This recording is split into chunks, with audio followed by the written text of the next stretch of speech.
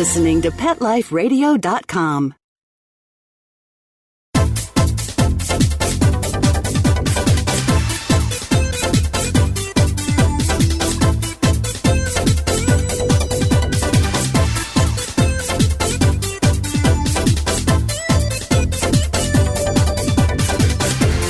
Hello, welcome to Animal Party. It's Deb Wolf, and today I have back with me Laura Cook. I've had her on many times, and most of the time we talk about animals and people and healing and allergies and things like that. And today I had planned to ask her all about pollen, because I know that world pollen counts are off the scale and people are really, really suffering. And she's helped me so much in the past with my allergies to what I thought was just cherry trees, but it's probably pollinating trees.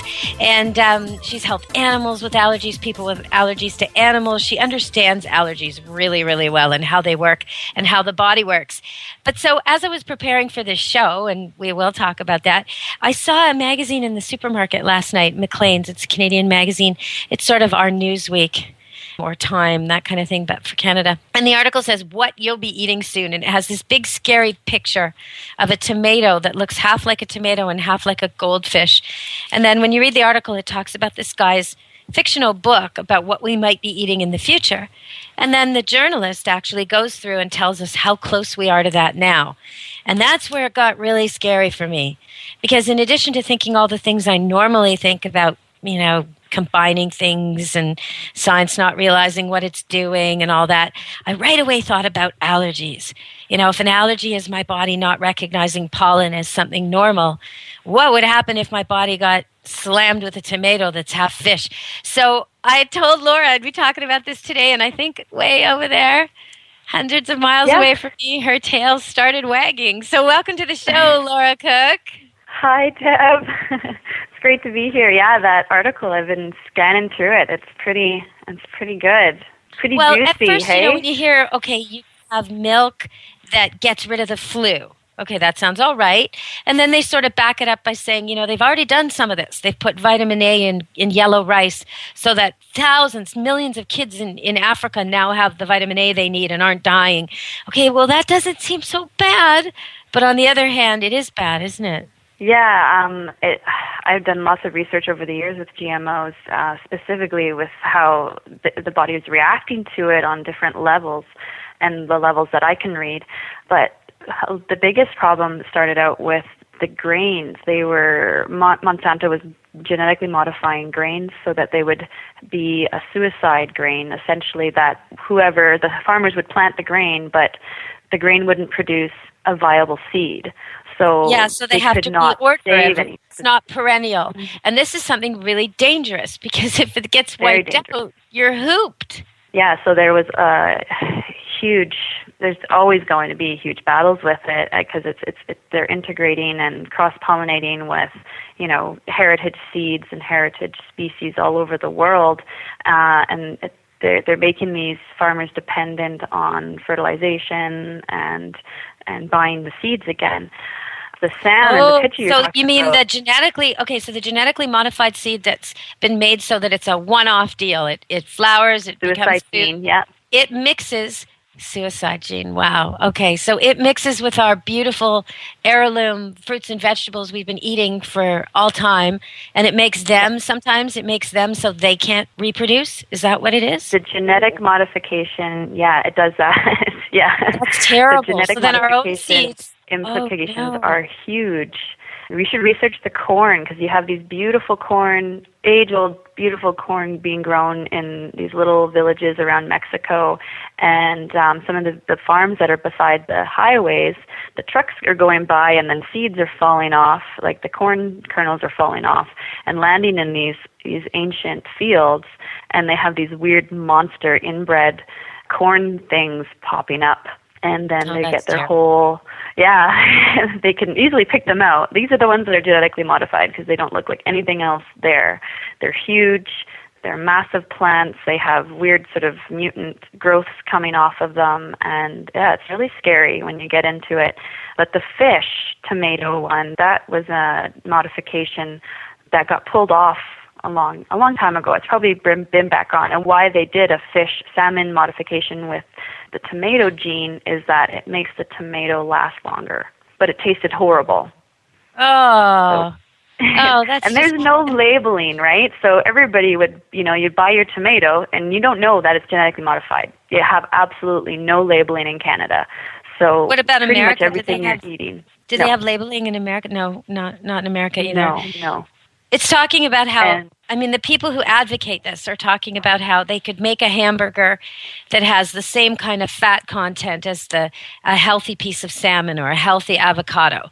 And when I read that, I thought, well, why not just eat a healthy piece of salmon or a healthy avocado? But is there some argument to this that if you can make hot dogs with 1/3 of the fat and a lot of it with way less fat and use some kind of this fat they're making is called oil jello, and it just scares the heck out of me because I don't know what it's going to do long term. But it's supposed to be better than beef fat, but taste like beef fat and have the texture of beef fat. And they're going to make hot dogs with it. Is it because it'll make kids less fat, they say? You see? So you have to weigh the two things. But tell me why this is the wrong way to go. It just feels so the wrong way to go.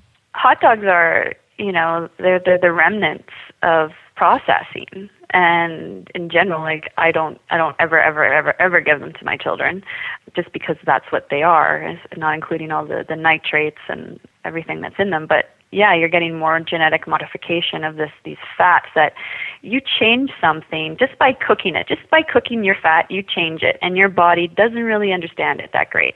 So you can imagine the implications of having these completely genetically modified substances in your body. It doesn't work that great. And so would a person who's allergic to fish right now taking this tomato have a terrible reaction and not even know they should avoid that tomato? Like there's that, right? And then there's maybe someone who's not allergic to either will all of a sudden be allergic to the mix. Okay, we're going to go to break, and when we come back, I'm going to ask you how allergies play into all this. All right, everybody, stay tuned. We're talking with Laura Cook, and this is Deb Wolf on Animal Party on Pet Life Radio. Come back to the party.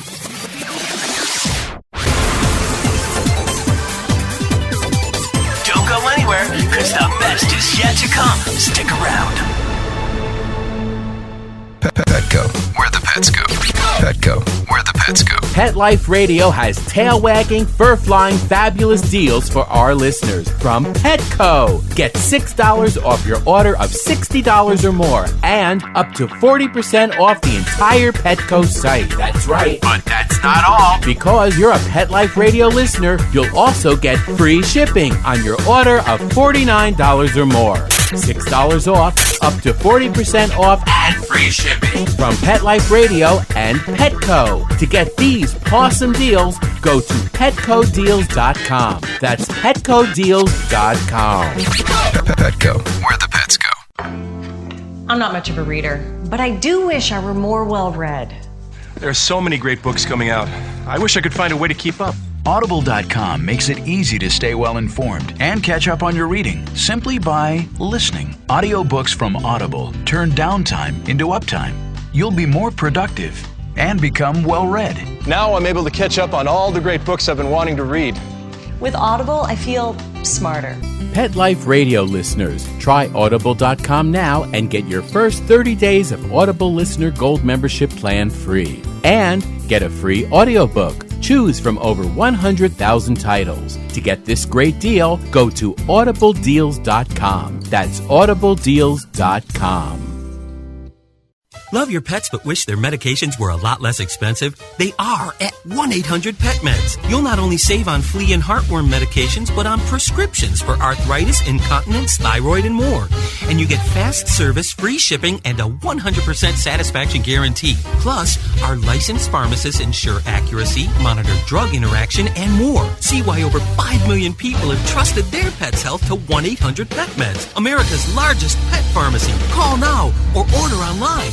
Go to petmeds.com/party, PARTY, to get 10% off any order and free shipping on orders of $39 or more. This year, Americans are expected to spend a jaw-dropping $36 billion on their pets. From lighted leashes to high-end spa products, the discriminating pet owner can find just about anything to pamper his or her pet. Hi, this is Michelle Fern. Join me every week for Best Bets for Pets, where we'll talk about the latest pet products and talk to the companies that make them. Best Bets for Pets, every week, only on PetLifeRadio.com.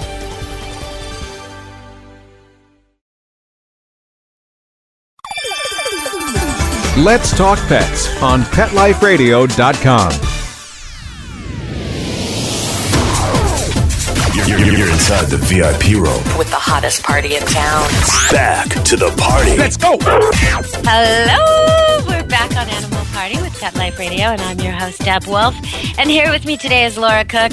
And I saw this scary article showing this piece of food that's supposed to be half fish, half tomato. So I bought the magazine. It's got a banana inside that's peeled, and it's brown, white, and pink like Neapolitan ice cream. They're saying they can make a banana that tastes like an ice cream sundae. And they're saying, whimsically, this is interesting, but also it'll mean kids will eat bananas instead of sundaes. It'll mean that if the world is short of protein, they can make it in a petri dish.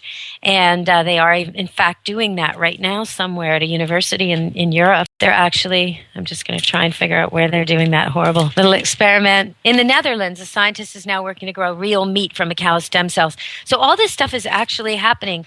It might solve world hunger, but I think health-wise, it might be very dangerous. So Laura's going to help us understand how allergies work for normal things like pollen, but also how all this would fit into the mix. Welcome back, Laura. Come to the party. Hey, Deb. It's an amazing thing to think about, and we battle with pollens on a daily basis, and the amount of toxins in our environment is huge and hugely increased, and our pollen counts are, I've just been reading some things about double peak average is happening, and then, you're throwing all of these genetic modifications into our foods, not to mention the antibiotics that are being given to the animals and are being put in our water supplies. Our systems are overloaded, and it's coming up in our immune systems and how our immune systems are being super sensitized and reactive, and we're getting huge amounts of anaphylaxis coming up, and then the cases of autism and Asperger's and all of these developmental issues are skyrocketing. And how where's the being connection? Affected by the GMO, right? Where's the connection? Where's the connection? And you have to look at it. Where's the connection between those two things you just mentioned, kids with autism and learning troubles, emotional problems? How does that relate to allergies? Yeah, and I'm not getting you there. Well, in my work, I see it as the 4 A's: allergies, asthma, autism, and Asperger's. They sort of all interconnected because a lot of their sources are similar. You're looking at the environmental impact of the toxins in our environment and how that affects our immune systems and digestive systems. 80% of our immune system is in our digestive system, and a lot of these developmental issues are, sourced in the digestive system. So when our systems, we're eating food that is toxic or, different, that our body doesn't understand, our immune systems are going to be affected because 80% of our immune system is in our digestive system. So when I say asthma, autism, allergies are sort of interrelated, you look at the load, the toxic load that our bodies are taking and how it's affecting our livers and our absorbency, our abilities to absorb minerals and understand minerals. And this is where my work, I see that, when I get a kid with severe allergies, often it'll point into how their body's accepting minerals and nutrients. And where are they getting these minerals and nutrients? So they need to have these specific minerals and nutrients to detoxify. And that's where it happens, right? Like sort of when that liver isn't able to detoxify substances and the immune system gets overloaded because there's so much stuff going on in the body with toxins. So you improve the kid's diet. You change the kid's diet, and then sometimes he's less autistic. Is that what I'm getting? Well, yeah, there's a lot of parents out there who are taking a more natural, holistic route with autism, and they're going with, supplementing with nutrients because the liver's not getting the nutrients it needs, or it's not recognizing those nutrients. And yeah, changing the diet. There's a lot of parents who are doing a diet that's no grains, higher fats, so the brain is getting more fat, because the brain needs fat for development. And when you talk about these hot dogs with a shifted kind of fat, this is the fat intake in our diet has a huge effect on our brain function and our overall, health in general, not just allergies and that. But yeah, it's a scary situation that's happening in our health. Just conventional. Well, if people health are listening and they've got an autistic kid and they suspect diet is a part of the picture and they want to get a hold of you, can you let them know how to do that? And then I think we're going to move on, go back to the article because I got more to talk to you about. But what do they do? Because I didn't realize there was such a strong connection. I mean, it makes sense because you see it with other behavioral problems in children. And I know they've decided conclusively in many studies that sugar, food coloring, and flavors do not affect hyperactivity, but I do not believe those studies are correct from my own experience personally with kids and teaching and myself. There are many, many people who are highly influenced and made symptoms of hyperactivity are made worse and almost uncontrollable by artificial colors, flavors, and dyes. And it can be immediate. Mm-hmm. So I see these kids with their orange drinks and their red candies, and then they go crazy right after. And it's, within 10 minutes for about 20 minutes. It's really predictable. But I didn't know that there was such a strong connection with autism and that you could help them so much with changes in what they eat, or that they needed more fat in their diet, because it almost seems the opposite. When I see autistic kids, not all of them, but a good chunk of them seem to be on the heavy side. So I bet that a parent would naturally want to feed them less fat. You know what I mean? What's up with that? Yeah.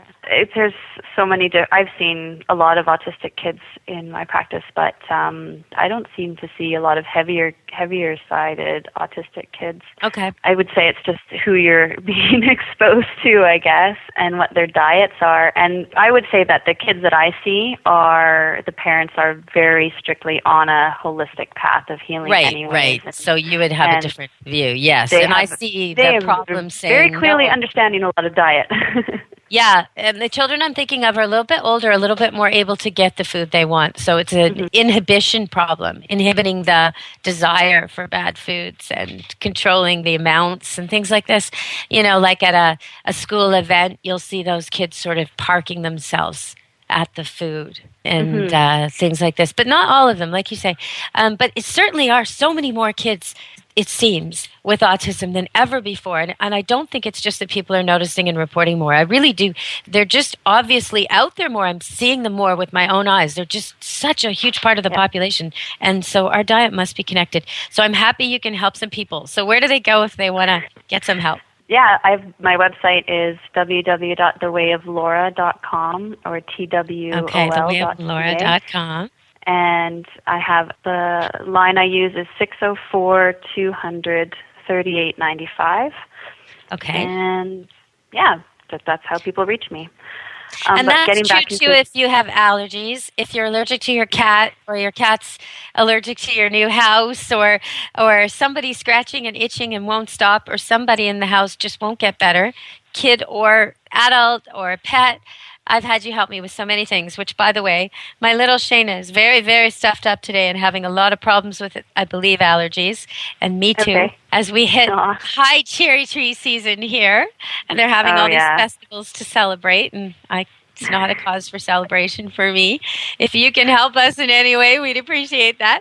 Okay, so everybody, I'm reading the article, and it talks about how if we could raise meat in a petri dish, we wouldn't have to have all these animals. We would have just donor animals, and those animals wouldn't be slaughtered. They probably would in the end, but not en masse at young stages. And they would, cells would be harvested from them, which is much less painful and difficult. They'd have a nicer lifestyle, and the meat we'd be eating would be off this, I guess, cloned stuff, really.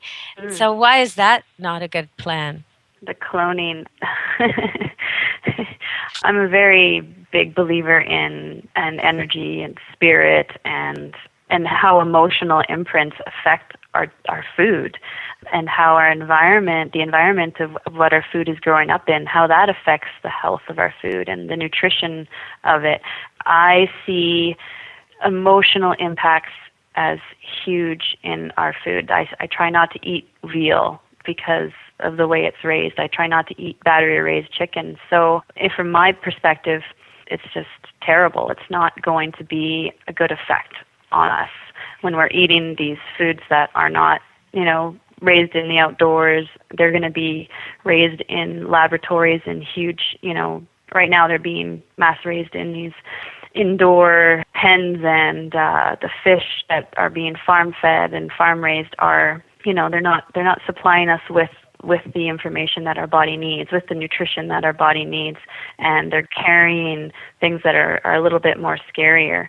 A lot of the fish I'm seeing in the mega stores are, showing signs of tumors and lots of different kinds of things that I don't see in my wild fish. I get wild fish, I get my local meats, and I trust that those are strong foods for me. And now, these tumors you're seeing, are these pond fish that you're talking about?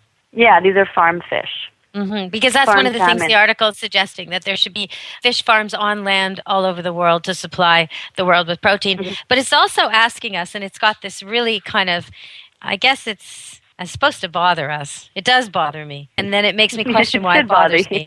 It has this skewer of vegetables. No, it probably shouldn't.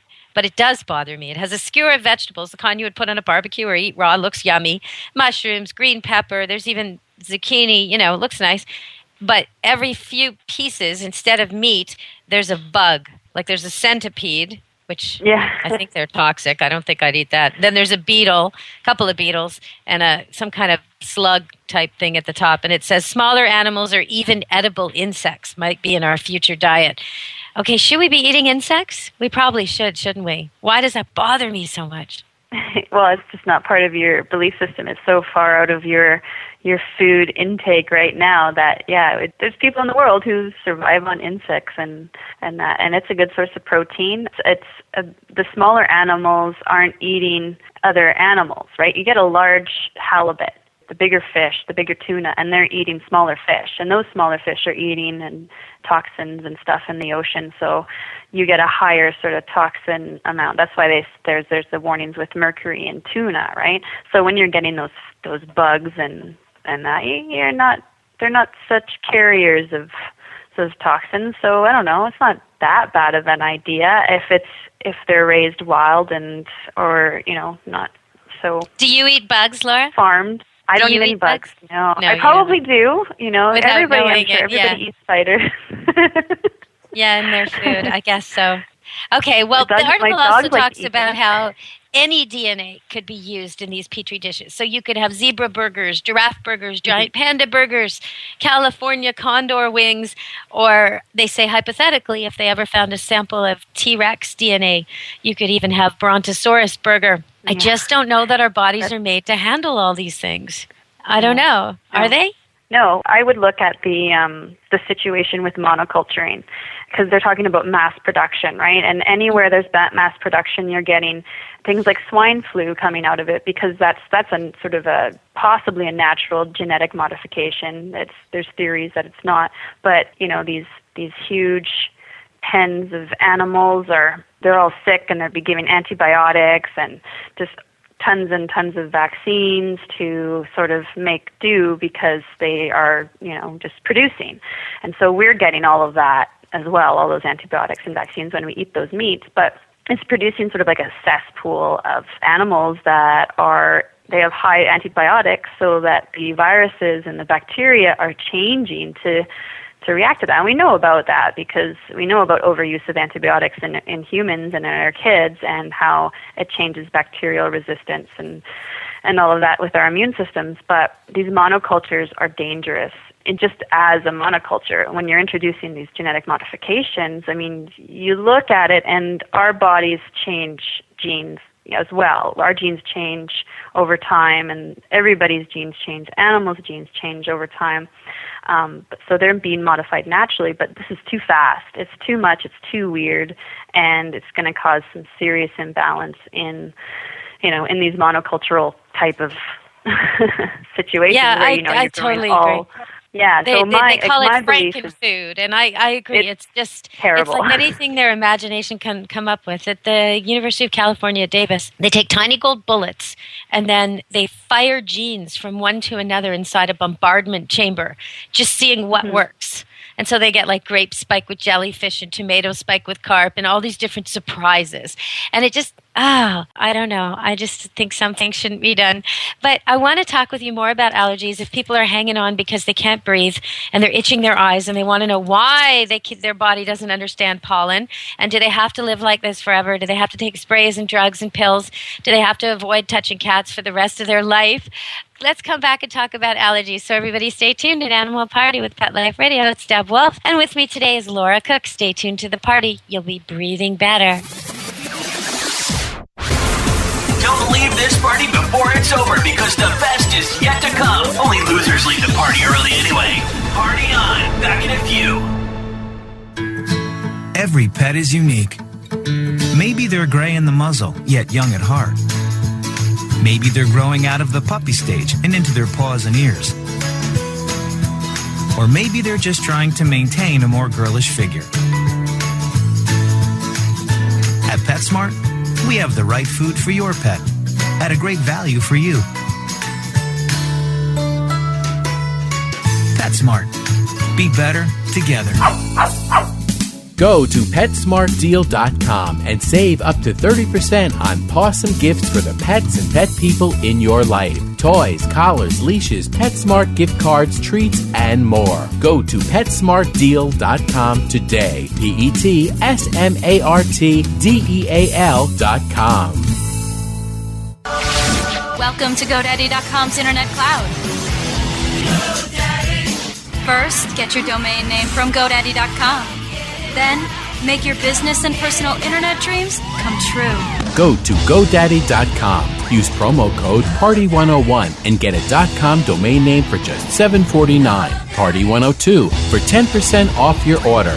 Party103 for $5 off $30 or more on any items. Or Party104 for 20% off one-year hosting plans at GoDaddy.com. GoDaddy.com. Domains, websites, and everything in between. Eddie White, what's the #1 pet radio network in the world? Pet Life Radio. Cesar Millan, the dog whisperer. What radio network has over 5 million monthly listeners and over 50 pet talk shows? Pet Life Radio. Rachel Ray, where is the best place to reach potential customers if you have a pet business? Pet Life Radio. Put your business in front of over 5 million pet parents with a radio ad on Pet Life Radio, the award-winning #1 pet radio network on the planet. Call our sales department today. Toll free at 877-385-8882. That's 877-385-8882. Or email us at sales@petliferadio.com. Steve Wozniak, if Apple was a pet business, where would you advertise your iLeash? On Pet Life Radio. Pets can be a wonderful addition to your life because they're a member of the family. Keeping them healthy and happy is important. Pet Life Radio presents The Pet Doctor with veterinary media consultant and veterinarian Dr. Bernadine Cruz. Whether you have a dog, cat, reptile, or rabbit, you'll find answers for your pets straight from the vets. The Pet Doctor, on demand every week, only on PetLifeRadio.com.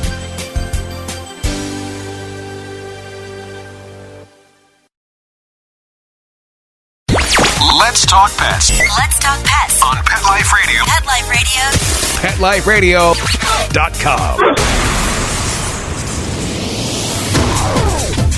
You're inside the VIP room. with the hottest party in town.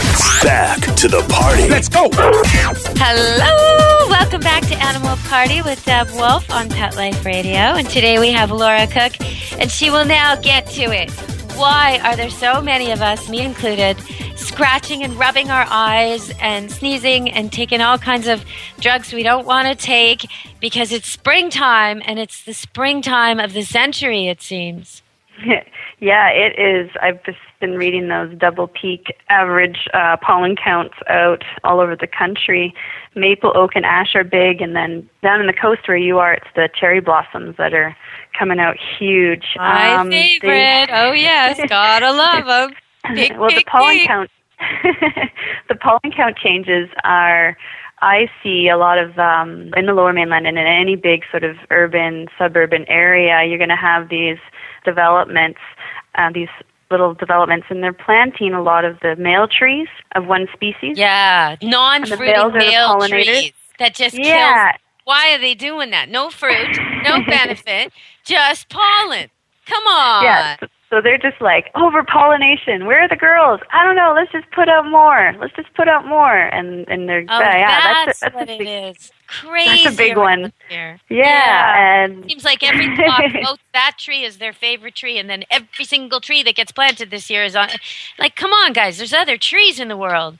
Oh, well. Mm-hmm. Yeah, no, it's pretty intense. And then you get your different things like rain. And if you're in a rainy place, then the rain brings it down out of the atmosphere. But when it dries up, you got all this pollen that's sort of drying up and being kicked around, right? And also the rainy places have a lot of mold. And that's what I see is like mold is a huge reaction for most people. And so when you get the mold coming out from it's warming up, you get a little bit more mold happening, and then you get the pollens, and then your immune system is just sort of overloaded, and you're going to have these multiple triggers happening at the same time. You're talking about mold outside, right? You're not talking about in your home. You're talking about like natural stuff you can't do anything about. Mold growing in the forest.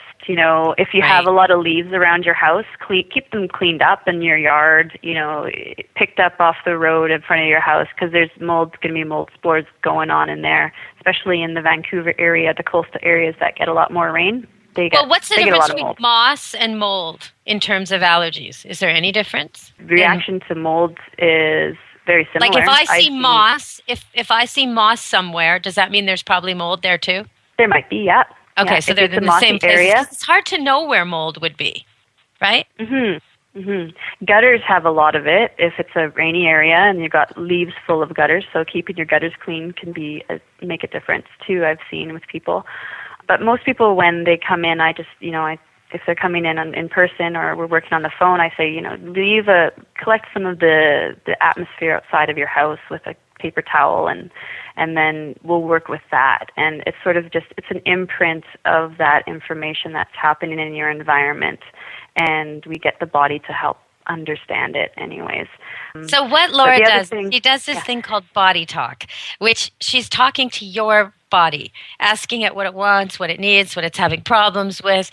It's amazing. She figures out, you can come to her with a whole whack of vitamins, and in the end, you only need one or two of them, or you don't need any, or you need them all, and you need some more.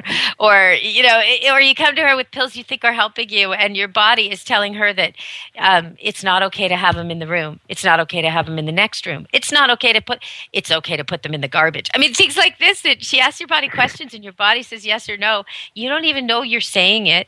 It's the weirdest thing, and you can do it remote as well, which is amazing. So you don't even have to be in the same place, which is good because you live in a place where there's not that many people.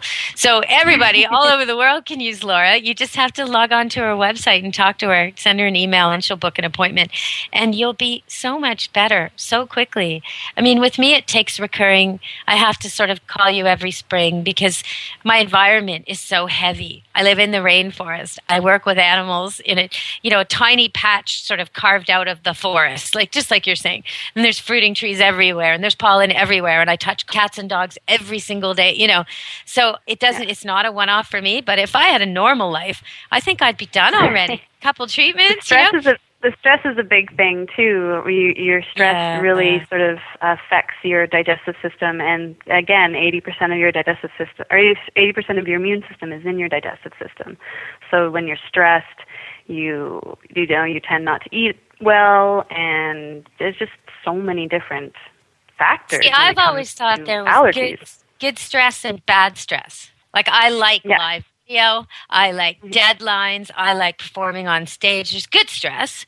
I like meeting a dog who's really a challenge. That's stressful if he's a biter, and the owner didn't bring a muzzle. Nice. But, so I like some stress. That's not going to hurt my body the way the stress I don't like does, right? Or does it? Is it all the same? Oh, okay. Well, it really depends on a stress threshold. In Body Talk, we see that there's a level, and the level can go up or down. And sort of that level of stress changes in different people and changes over time. So you can have your stress, you get more stressed, and you hit that sort of bar, and your system just sort of shuts down. Your physical system. You might get fatigue, you might just get irritable, or you just might just have more severe allergies. It just depends on how your body's sort of communicating that level has been hit. Everybody's a little different. So some people can have really high stress threshold and they just go, and they don't seem to be affected at all. And other people just have a low one and they can't take any stress whatsoever. So that's something that Body Talk helps adjust as well, is getting your body back on a level of stress that it can handle. Okay, so when you change their diet and you give them a treatment, it's not so much that you're figuring out if someone can't have healthy foods, you don't give up on that, right? I think sometimes people think they're going to come see you and get a list of what they're not allowed to eat anymore. And that is true, but it's not the list of the things that aren't agreeing with you. It's a list of things you shouldn't eat anyway.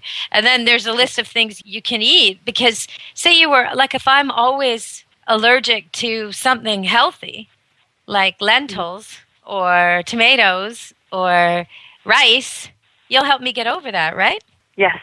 Yeah. I just talked to this woman that I've been working with for about a year now, and she couldn't eat strawberries. And she loves strawberries. She's like, strawberries. It drives me crazy. I need my strawberries. And I said, okay, well, we'll do what we can do, and we'll just see what's going on. And the next session, she said she's been eating strawberries like crazy for the last 6 months, and she's so excited because it's almost June. When I first came to see you, you told me my body was telling you that it was on overload from blueberries, which is really funny because I have a blueberry patch and I eat them all year round and freeze them, and I'm just so into it. And I thought, antioxidants, I'm doing my body a favor. I'm going to eat blueberries every day. And it was like, you are blueberried out, girl. Yeah. So I think sometimes we try too hard, Yeah, and it's something we would call cellular saturation, where your body is just gets so much of that information. And if you don't listen, you don't realize, if I eat blueberries every day or bananas, I've seen somebody have a banana reaction because they just eat bananas every single day. And your body is going to tell you, it's going to flip those little responders, or their receptors in the cells. They're going to flip them out, and your body is going to start seeing that substance in a way that you don't want it to see it. It'll see it as an invader, or it'll see it as a toxin, or it'll flush it out, or it'll store it somewhere, right? Like how our cells receive information is a big key. And cellular saturation with the blueberries, that's sort of what could happen. You could eat so many of them, and then your body says, no more, you're not listening, okay, we're bringing out the big guns, and you start to have a reaction to it. And it's the physical communication. You can't understand it energetically because we're not wired to do that right now. And now, so we have this physical reaction that happens. It's pretty neat. Well, you told me that 21 days, 3 weeks is kind of a number. That if I'm ever eating something every day, after 3 weeks, stop. Because I am like that. I get into habits, and I'll have the same thing exactly. Really, really so much like that. So it was good for you to say that to me, because now I have sort of a 3-week habit and then a different 3-week habit, a different 3-week habit. Yeah, you're more conscious of it, right? Yeah. You understand it, you see how it's affecting your body, and when you get to a point where you need help, you just contact me, and then we just do some work to help you understand what's going on and how you can adjust your lifestyle, or how we can help your body understand things. The receptor information, I explain that a lot. I do seminars and we talk about the science of cellular healing and consciousness healing. And Dr. Bruce Lipton is a big supporter of that. He has some amazing books about science of belief and the receptors, how we can change those receptors with our beliefs, and his explanations in his books and audiobooks are very easily digested. They're easier to understand. They're not bogged down science. But I really love his work because it helps you understand how consciousness healing works and why it works so well. And not just consciousness-based healing, but energy medicine, acupuncture. He's supportive of all of the alternative or complementary medicines. But yeah, if people want more information, look up Dr. Bruce Lipton because he's pretty incredible. And Body Talk is something that he really supports. Body Very Talk is supportive of nice because you're like to be able to take something. I mean, I knew I was allergic to these damn trees. Every year when I start to see the very first flower somewhere, I was already having symptoms. And by the time they were in full bloom and they were having these stupid festivals, I couldn't breathe and I was, basically housebound and I was off radio. Now I do radio right through cherry tree season, and that's only since meeting you. I used to have to cancel all my shows for the most of March or April, depending on the year, and I just couldn't breathe. I couldn't do 59 minutes without coughing, so it's a huge difference. But that I could just go and snip little bits of this tree and put it in a Ziploc bag and come see you or call you and get bags of stuff. Right? Oh yeah, I did. I know. People thought I was like some kind of weird burglar with a pet car front or something, and I don't look like a burglar, so they probably thought it was pretty odd. I mean, here's this woman sneaking around people's balconies, cutting little things, and all the my place. Put them in their bag. Because it was early in the season, not much was blooming, and I knew what triggers me, and I'm looking for them. I'm like, there it is. There's forsythia over there. I'm going to go get a piece. Mm-hmm. Okay. Oh, yes, there's lilac. I'm off, But it was amazing. Yeah. It was such immediate, huge relief. I remember that first time because I had just come home from Florida. I'd come back here. It was spring here, so my body had no chance to prepare because I'd been away when it started. And, I got all my allergy meds from the drugstore and everything, and I was all prepared, but it takes a while. And I really, my eyes just puffed up. I looked like a little old lady with red eyes and wrinkles all over them. They were swollen and sore like a little pug, and I couldn't breathe. And it was just, I'm miserable. And I'd never seen you, but I thought, I'm going to try this because I'd, heard about you through Adored Beast Vet Clinic and all this work you were doing, healing pets with allergies. And I thought, well, if she can do it for the animals, maybe she could do it for me. And I headed over. And the way there, it was just like, I'm sort of reading the dosages on the Ventolin and the nasal spray because I'm worried about overdoing it because I have to keep stopping my car and taking more. All the windows are shut. I've not touched it, and the time when I did all this, the picking on the way to your place was the second time I came because the first time I didn't know I was supposed to do that. So I'm not touching any plants or anything. I get there and it's amazing. Like the way home, I rode with the windows open and I was singing to the radio. Halfway home, I realized, oh, wow, I can breathe. I can sing. And the windows are open. and it's spring. I'm not hiding away like some, you kind of feel like the Scrooge of spring when you hate allergies and everybody else is all happy. And you're like, do you want to go for a walk? No, not really. It's a gorgeous day. No, not really. I don't think so. Let's go see the Cherry Tree Festival celebrations. No, not on your life. So you don't tell people to stay away from the things they're allergic to. You help them get over it. But sometimes you kind of have to get a little space. Like I remember you telling me there was this one cat lion who I still love and adore. And you were saying to me, it might be a good idea for the next little while he didn't touch your face so much.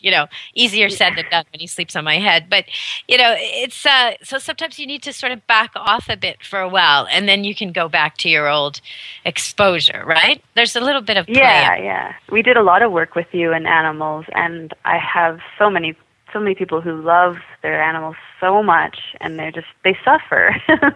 And I recently have a long-term client. I've seen him for 5 years or more, and he was all of a sudden was being exposed to this new cat, and he just came in and we worked on him with the cat hair, and he was fine. And after that, and he was so excited because he didn't have to, give up the cat. And the antihistamine and everything. And I've had a woman that could not breathe. She couldn't be in a restaurant if somebody was wearing a jacket, if they had a dog and that dog hair was on the jacket or something. She had severe asthma.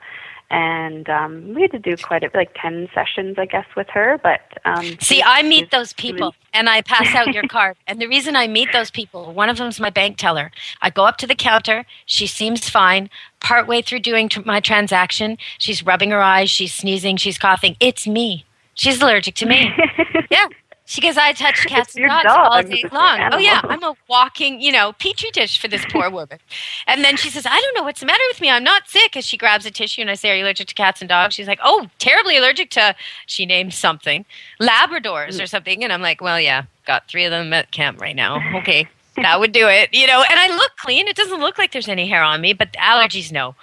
So, okay, so everybody, if you're thinking, that's me, that's my kid, can't have pets, you know, what can we do?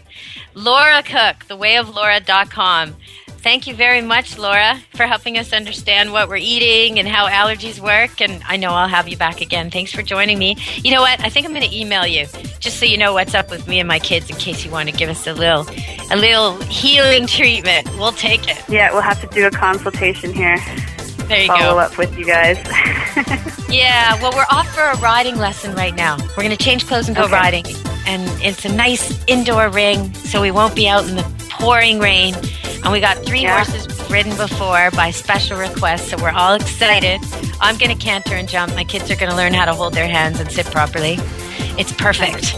Yes, I can't wait. Beautiful. I'm so excited. I'll be paying Thank you for it so tomorrow, much. then. Okay. Well, next Thanks time I so go much for riding, having I'm me. hoping it'll be with you, Laura. I could always get a horse for you, you know. Yeah. I know. We'll go in the I'll trails. be down there. Oh, so May, that's next week. They start to open up the trails. That'd be really good. I'd love to go riding with you. We'll in the book a forest. day. I'll be there in the end of May. Oh, nice. Okay, talk to you soon. Thanks for coming on the show. All right, everybody, that was Animal Party Pet Life Radio. We did not have our horses here today. We were talking cats and dogs, allergies, and the food you eat. Come to the next party, and until then, be good to your animals. From Deb Wolf and Pet Life Radio. Let's Talk Pets every week on demand, only on PetLifeRadio.com.